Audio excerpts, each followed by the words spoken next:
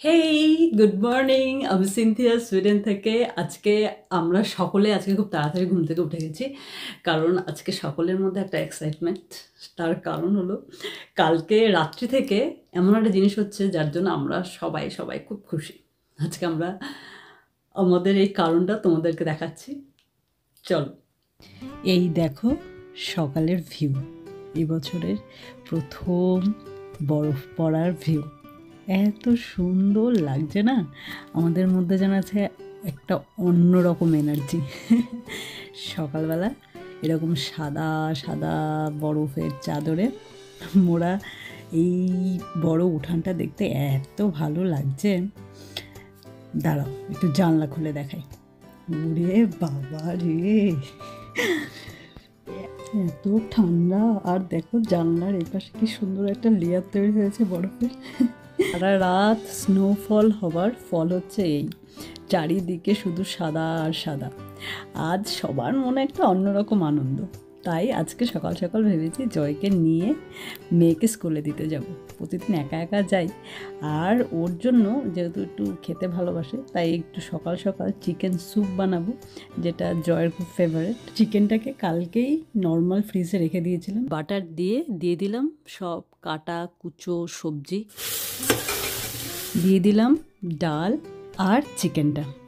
এখানে যেহেতু কোনো বাটা মশলা দিইনি, সবই কুচু কুচু করে কেটেছি, রসুন আদা, তাই আলাদা করে আর কিছু দেওয়ার নেই। এমনি এখন দেব হচ্ছে শুধু মশলা, যার মধ্যে পড়বে ধনে জিরের গুঁড়ো, হলুদ, নুন, গোলমরিচ। ব্যাস, এইবার দিয়ে দেব জল, 3টে সিটি পড়লেই হয়ে যাবে। আর এবার যাই মেয়েটাকে রেডি করতে। এটা পড়ে নাও, ব্যাস তাহলেই হবে। ঠিক আছে, তাড়াতাড়ি। হ্যাঁ, আমি ওইদিকে স্যুপটা কিন্তু রেডি হয়ে গেছে, তাড়াতাড়ি আসো। নামানোর আগে দিয়ে দিয়েছিলাম 2টো ডিম আর একটু লেবু আর ধনেপাতা। বাহ, দারুণ গন্ধ বেরিয়েছে। এবার দিয়ে দেবো জয়কে আর মেয়েকে। এটা মেয়ের, এটা তোমার। ভালো হয়েছে, একটু বিট নুন দিলে ভালো হয়। এই যে মশাই, যেতে হবে তো এবার। আমার সাথে চলো, তুমি যে বললে খাবার তোমার জন্য ভালো মন্দ খাবার করে দিলাম, এবার চলো মেয়েকে মেয়েকে দিতে চলো। তুমি তো যাও, তুমি যাও, তুমি যাও। এ আবার কি? তাহলে যে সুন্দর সুন্দর খাবার করলাম তো নিয়ে যাবার জন্য আজকে। তুমি এখন, আজকে ঠান্ডা, বরফ পড়েছে, বরফ পড়লে ঠান্ডা কম লাগে। জয় প্লিজ রেডি হও তাড়াতাড়ি, আর সময় নেই, দেরি হয়ে যাচ্ছে মেয়ের। সকালবেলা যেন একটা বড় অভিযান করে আমি বেরোচ্ছি। মেয়ে বর এদেরকে সন্তুষ্ট করতে করতে মাথা খারাপ হয়ে গেল। যতই মাথা খারাপ হোক কি মাথা গরম হোক, এই ঠান্ডা ঠান্ডা বরফের স্পর্শে সব যেন ঠান্ডা হয়ে গেছে। প্রাণে আবার উৎফুল্ল ফিরে এসছে। আর যে এই সুন্দর রাস্তাটা দেখছো, এখানে অ্যাকচুয়ালি বরফটা কম, কারণ এখানে সকালবেলা বরফ কাটার গাড়ি আসে আর কেটে দিয়ে চলে গেছে। আর মেয়ের অবস্থা দেখো, বরফ দেখে এখন পাগলামি শুরু হয়েছে। স্কুলে দেরি হয়ে যাচ্ছে, তার কোনো খেয়াল আছে?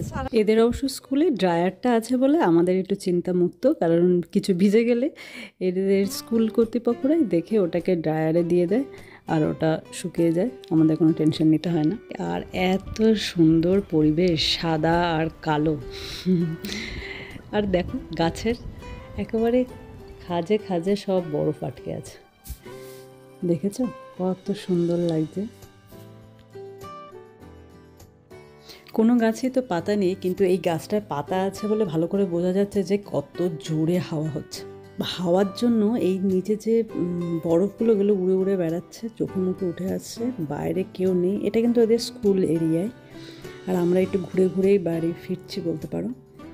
এই জায়গাটায় ওদের বাচ্চাদেরকে খেলা করায়, বেশ সুন্দর জায়গাটা। আর দেখো কেমন হাওয়ার শোষো শোষো আওয়াজ হচ্ছে।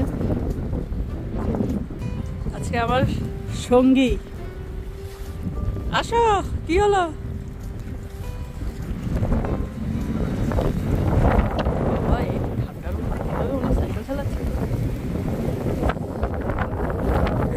বরফে ফুটবল খেলছে, এখানে গাড়ি চলাফেরা করছে, কোনো কিছু আটকে নেই এই বরফ আর এত হাওয়ার মধ্যে।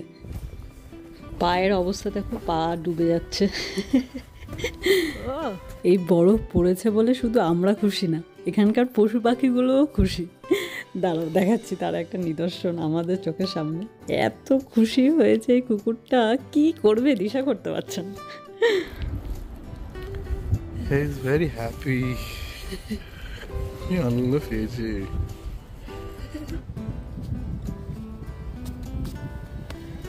আর এই পাগল পরিবেশে আর আমাদেরও একটু ইচ্ছে হলো পাগলামি করতে।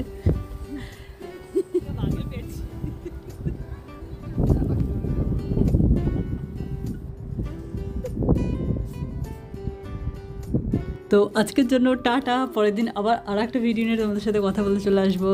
Bye bye.